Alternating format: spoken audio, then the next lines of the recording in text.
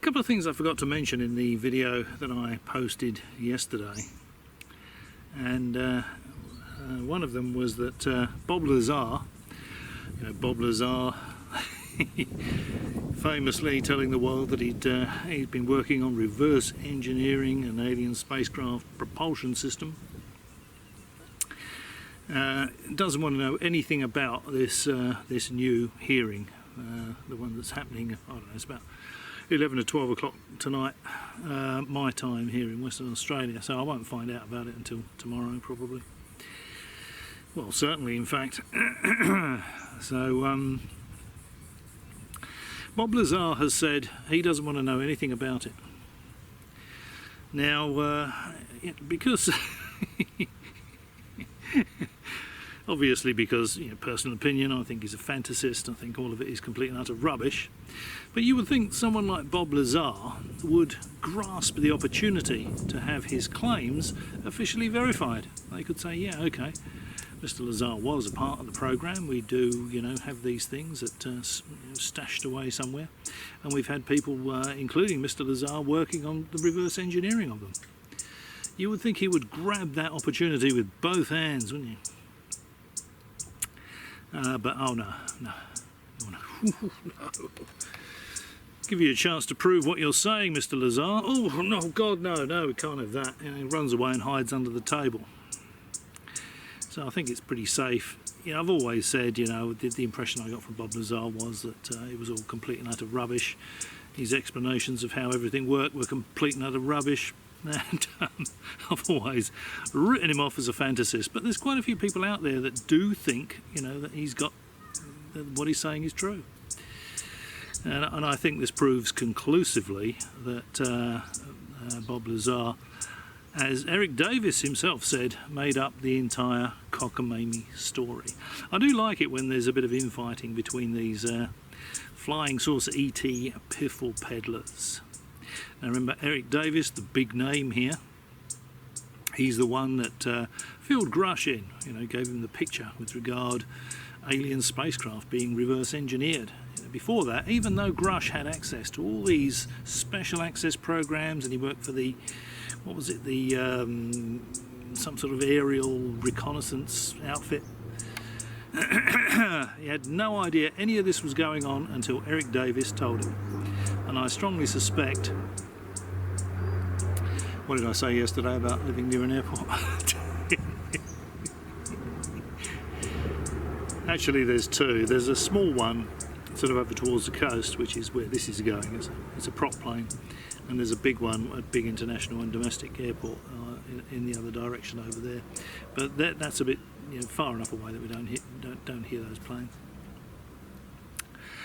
Don't hear the jets. Do see them at night. As I was saying yesterday, you see the lights coming towards the airport, and then they turn. The old CE5, come along aliens, I know you're there. And when they're coming towards you, and they're giving that sort of action.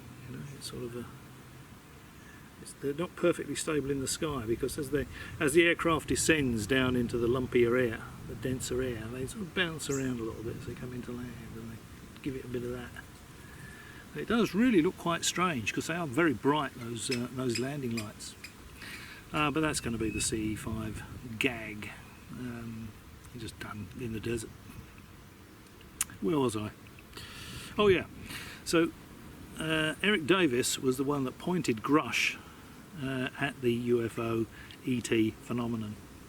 Now, bear in mind, he's never ever shown David Grush any of this stuff. He's only told him about it. So Eric Davis is a key figure in this whole science fiction story, and he's been peddling this stuff for years. And they really should, I think I said it in the video yesterday, and they should subpoena Eric Davis, get him in there and say, okay, where is this happening? We want to see this stuff. If you've got extraterrestrial materials, we want to know where they are, we want to see them. We want tangible evidence that it's recovered alien materials. We'll get it tested and verified. That's what should happen. It's so simple, just getting a couple of people in there Eric Davis, of course, was a member of the Bob Bigelow's NIDS, you know, the outfit he set up to, I can't remember what NIDS stands for now, but they were investigating all the paranormal claims, the UFO claims at Skinwalker Ranch. As I said yesterday, personal opinion, put a line through anything to do with Skinwalker Ranch. It's complete and utter rubbish. And they get Eric Davis in there, get the director of the OGA subpoenaed, you know, the OGA, part of the CIA that's supposedly been recovering these alien spacecraft. Do you have any ET materials? Where are they? That's all you need. Keep it as simple as that. That's all Senator Burchett needs to do. He doesn't need to get other people involved and get 62-page amendments. Anyway, I've watched a few episodes of that Skinwalker Ranch on the History Channel. History Channel. And it's beyond pathetic. Absolutely beyond pathetic. I think it was Travis Taylor and there was a couple of other guys at Skinwalker Ranch, launched a balloon. The balloon disappeared. So it wasn't a case of that it just sort of blew off in a different direction when they didn't notice, you know, it was the balloon was sucked into a wormhole. There's a wormhole above Skinwalker Ranch. Isn't it marvellous? It's normally all I hear here is birds twittering and insects, and now I've started recording a video. Some kind of alarm is going off in the distance. But never mind. What was I saying? Oh yeah, there's a wormhole. Skinwalker Ranch is a wormhole. Got plenty of wormholes around here actually. We've got worms in them. But if you think about it for a minute, you know, the chances of a wormhole, having a wormhole over a specific spot on the face of the Earth. Okay, so wormhole goes out into space, presumably. And it's above the triangle, what they call the triangle on Skinwalker Ranch. There's this wormhole. And they managed to keep it exactly above the triangle on Skinwalker Ranch, even though, you know, the planet is rotating. And the planet is also flying through space at about 30 kilometres per second. It's orbiting the sun at about 30 kilometres per second. You know. So the chances of actually keeping a wormhole in over one specific spot on the surface of the Earth, I would think would be practically nil. And Travis Taylor did some experiments with a car battery, and it was painful to watch. It was excruciating to watch. And Eric Davis was involved with this. And if you look into this subject with the slightest critical eye, you'll see the same names over and over and over again. They're involved with the TTSA, they're involved with Bigelow's Skinwalker Ranch, involved with ATIP. You know, it's the same little crew over and over and over again. Plenty of that. Lots of science fiction stories, lots of twaddle for viewer ratings, you know, wormholes above the ranch. Nothing in the way of evidence, tangible evidence that anything unusual is going on. Now you would think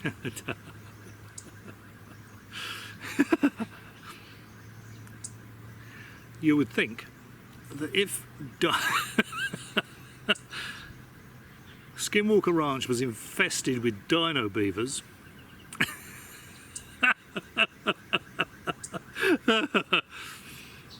there would be at least some video footage, a couple of stills. There isn't. The big werewolf creature was actually, I think Stephen Greenstreet pointed out that this was actually a cribbed from the DeviantArt website, because originally they gave the impression that this drawing of this wolf-like, man-like creature was actually done like a police sketch artist would do it, you know, as the family describe it. He drew it, and then he said, "Oh no! They picked this off once Stephen Greenstreet pointed out that it was from the DeviantArt website." they he then said, who was that? That might have been Colin. I can't quite remember his name now, but he's another one of the gang. And he said, oh no, they saw that on DeviantArt, and it was actually from a video game. And I can't even remember what the creature's called now, but they actually referred to it by the name used in the video game. And he said that was the closest thing to what they saw. So I have found, I've been looking at this for a very long time, since the 70s in fact. And you know, the more I look into it, the less I find. All I find is unsubstantiated science fiction stories being told over and over and over again. As the years go by, they get more and more embellished, like the Rendlesham Forest incident. Thank you. Just stop that bloody row. Maybe the mic didn't pick it up. The mic's pointing at me, so you never know. Yeah, these stories get more and more and more embellished. And the Roswell story is a good example of that. I mean, originally it was a crash saucer, you know. And then it's a crash saucer, but they didn't find any propulsion system or anything like that, of course, because it was the remnants of a mogul balloon string. So they had to make it more exciting. They had to invent a second crash site. That's where the engine was, the propulsion system, you know. So it skipped off the ground. That was the first crash site. It flew on for a bit. Second crash site. That's where all the main stuff was. And then that wasn't exciting enough. So then there was an alien body, and then there was a couple of alien bodies at the second crash site. You know, it just gets bigger and bigger. You know, it's like the fisherman. You know, he catches a little tiddler, and he's telling his mates down the pub he's caught this massive fish. Actually, that's pretty small for Australia. They're huge fish around here. But it's the same old rubbish, told over and over again, with more and more and more embellishment. And certainly, as far as the TTSA and ATIP and the Skinwalker Ranch goes, the same core of people. You know, Hal Puthoff and Eric Davis. There's one or two of the others. I'm sure you know their names. I'd have to have a piece of paper in front of me to remember. It might have been Kit Green, I can't remember now. And there was a couple of other guys involved, but it's the same people over and over and over again. And you know, Eric Davis telling David Grush about it, and then Grush running with it, I think is a huge red flag, because Eric Davis is someone that talks to aliens telepathically. You know, he had demons in his head. He thought his house was haunted. Wacky stuff. You know, it's just not credible, I don't think. Personal opinion. And I fell about laughing the other day. I saw Nick Pope being interviewed, and the woman on the television station, she said, "Oh, this is the MOD's head of UFO research for 20 years, Nick Pope." And he didn't correct her. He didn't say that all he did was take UFO reports for 3 years on the UFO desk. That he was never a field man. He never did any investigating. That's all he did for 3 years. He sat in an office and he took UFO reports. Suddenly he's Fox Mulder, you know. He's out there in the middle of the night, you know, with the smoking man and Scully, trying to get to the bottom of all this. But he never ever corrects these introductions. You know, he led the British MOD UFO investigation department for 20 years. Nick Pope. Yeah. You know, thank you for joining us, Nick. Oh, it's a pleasure. You know, he doesn't say, well, actually, you know, that's a bit of an exaggeration. I sort of sat behind a desk for 3 years taking UFO reports. I didn't actually go and investigate anything. That was, if anything, significant or worthy, considered worthy of investigation. Anything was considered worthy of investigation, then it was passed to others. Others did that. Might have been a trusted defence contractor, might have been DI-55. It wasn't Nick Pope. So this whole UFO ET business is built on exaggerations, omissions, general embellishment, blatant lies, and delusional science fiction tale telling. It's all complete and utter rubbish. Anyway, oh yeah, and Avi Loeb, at least Avi Loeb, although he's got, as we say in Australia, Buckley's chance of aliens, you know, flying light years across space and then deliberately flying over Harvard University's roof, where he's got all his detection equipment for UFOs. He did at least send his samples out for analysis. The samples that he dredged up off the ocean floor, and he said, "Okay, this is what I found. Let's see if this is anything interesting or unusual." And when initially, because he did it on a research ship, he's got a billionaire friend apparently that put up a couple of $1 million for him to get a research ship and go out there just north of Papua New Guinea. He weighted a sledge down, you know, covered it in magnets, dragged it along the seafloor, and as soon as he said that, I thought, this is a waste of time. There's not going to be anything metal in an alien spacecraft. There's not going to be any bits of an alien spacecraft are not going to stick to magnets. But, you know, I suppose there's no harm in trying. And he bought these things up, and he said, "Oh, they've got what was that material? It was anyway, it was because it was a research vessel. It had a laboratory on there, and they could do some sort of preliminary investigations into these little nodules he dredged up, and they found that they had this particular material in them, and that was a material that was put in the metal for Second World War aircraft engines. And I thought, these nodules are going to be made by, it's going to turn out these things were made by Mitsubishi, you know, sort of the remnants of Japanese fighter planes and all that. There would have been a lot of activity around there in the Second World War. But apparently no, the independent investigations that were done on these little spheres that he dredged up from the ocean floor indicated that it was what you get when you burn coal in steam engine boilers. So there's nothing ET there, and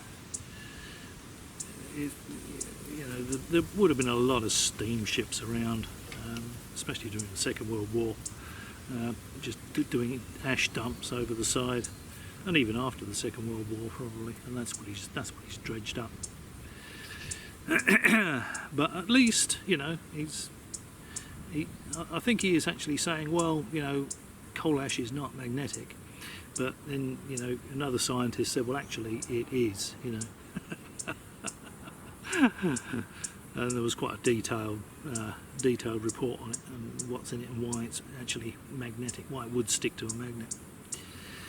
So I don't know what Avi Loeb's stance is on that now, but the general opinion, I think, in the scientific community is that it's nothing unusual. It's coal ash, basically, that he dredged up from the ocean floor. I think that's about it. This is just another quickie before the big reveal. It's 3 o'clock in the afternoon here in Western Australia. As you can see, it's still relentless blue sky behind me, and again, it's about 34 degrees today. I think 35 degrees. And this, assuming I think it kicks off at 8 or 9 o'clock in the morning, this hearing in Washington DC, it's going to be about 11 p.m. tonight. So it's going to be tomorrow afternoon. I'll be looking at YouTube and looking at all the fanboys saying, "Oh, the truth embargo, it's a cover-up." You know, they'll be saying, "What a fizzer." Senator Burchett will be jumping up and down saying, "Oh, this was a waste of time." I think he's already done that a couple of times already. But what they need to do, what Senator Burchett and Luna and Mace and the other guy need to do, is just say, let's keep it simple. Throw the 62-page amendment in the bin, okay? Just get Eric Davis, Hal Puthoff, director of the OGA, get them subpoenaed, get them in front of that congressional hearing, and ask them directly, do they have any recovered alien material? If so, where is it? Put up or shut up time. I think it's not only myself that's sick and tired of hearing all this science fiction garbage, that you just need to know one way or the other, you know. Get them in there. Subpoena Bob Lazar. That would be hilarious if they did that. Absolutely hilarious. Oh, there was one other thing as well. I was watching David Grush being interviewed the other day,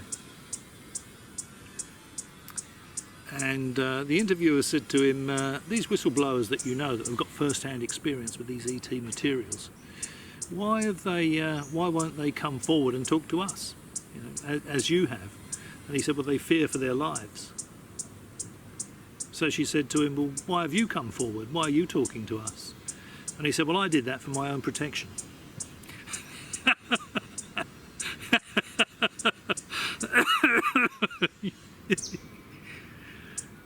So they're scared to come forward because they fear for their lives, yet he came forward for his own protection. Now, does that make sense to anybody out there? Even the half-wit fanboys that can see nothing beyond the blinkered view of it's ET, you know. You've got to see something wrong with that, haven't you? But as I said yesterday, complete and utter crap. If I'm proved wrong over the weekend, so be it. You know, if they say, well, we've got this stuff, it's send it out to different universities, different countries, you know, it's peer-reviewed, it's ET material, I'll say, well, there you go, they are here after all. It's all true. But I'm really not expecting to be making that announcement. I think it's all science fiction rubbish. I think it's always been science fiction rubbish, and it always will be science fiction rubbish. Something I didn't mention yesterday, I did touch on, you know, like the stars being bunched up towards the centre of the galaxy. So they might only be a light week apart. So it might not be beyond the realms of possibility that you could go from one planetary system to another. Now, because we're out in the boondocks and we're light years, and we're actually 25,800 light years from the centre of the galaxy. So if all that was going on, if all that started 20,000 years ago, they started interstellar travel, trade, you know, between planetary systems close to the core of the galaxy, we wouldn't know anything about it for another 5,800 years. You know, these are the distances you're talking about, as I was saying yesterday. You know, people can't seem to grasp the distance, the distances. You know? I mean, the Voyager probes are just leaving the solar system. And if they were pointing at Alpha Centauri or Proxima Centauri, now these are the fastest vehicles ever produced by man.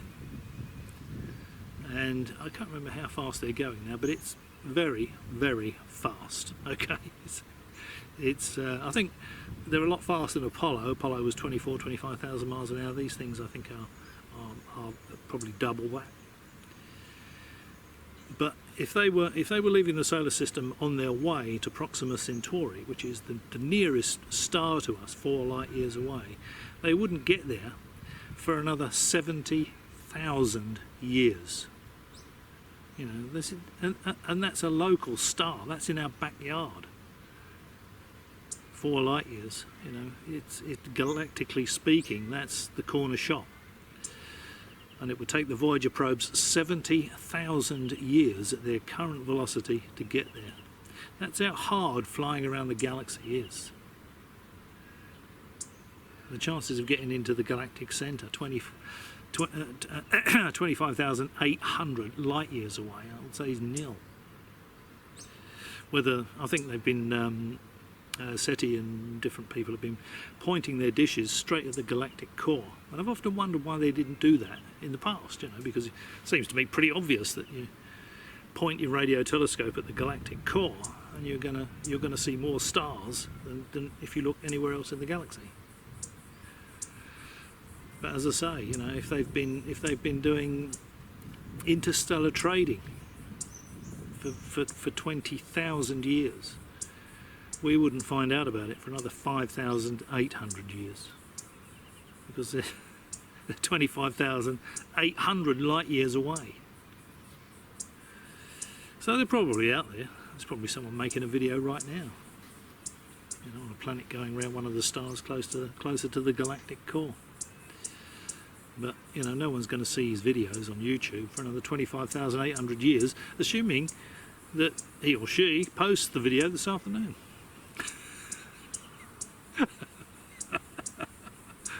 Or transmits it into space as soon as they've finished it. I mean, I could transmit this video into space. I just point it at Proxima Centauri. And if there's anybody on Proxima Centauri with the sensitive enough receiving equipment, they'd be able to pick it up in 4 years' time. That's travelling at 186,000 miles per second. That's how fast that signal will be going. That's how far away these places are, you know. And the science fiction buffs and the UFO fanboys, they all think, oh yeah, it's easy. You know, I've seen it on Star Trek. I've seen it on Star Wars. How hard can it be? You know. And the answer is, it's very, very hard. It is so hard that it may not even be physically possible to have crewed ships travelling between the stars. Not in people's lifetimes, anyway. So there we go. I think it's just a few points that I forgot to put in yesterday. So I thought I'd better do that. Well, I've got time to do it. It's a nice afternoon. Not much going on. So I thought, okay, well, I'll set the camera up and I'll do a little bit more chatting to you guys.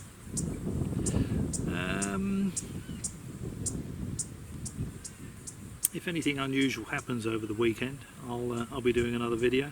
I very much suspect I'll be doing a told you so video, probably Saturday, Sunday. For all the fanboys, you see Stephen Bassett. Oh, it's controlled disclosure. It was only a couple of months ago. He was jumping up and down as though it had already happened. And he was on some program with Nick Pope, and even Nick Pope looked incredulous, you know. Stephen Bassett saying, oh great, you know, I never thought I'd see it in my lifetime, you know, and blah blah blah blah blah blah. And of course he didn't, and he won't, because there's nothing to disclose. It's all science fiction claptrap. It's just too hard to do. Flying around the galaxy is too hard. Alright, well, as always, thanks for watching. Maybe I'll catch you again.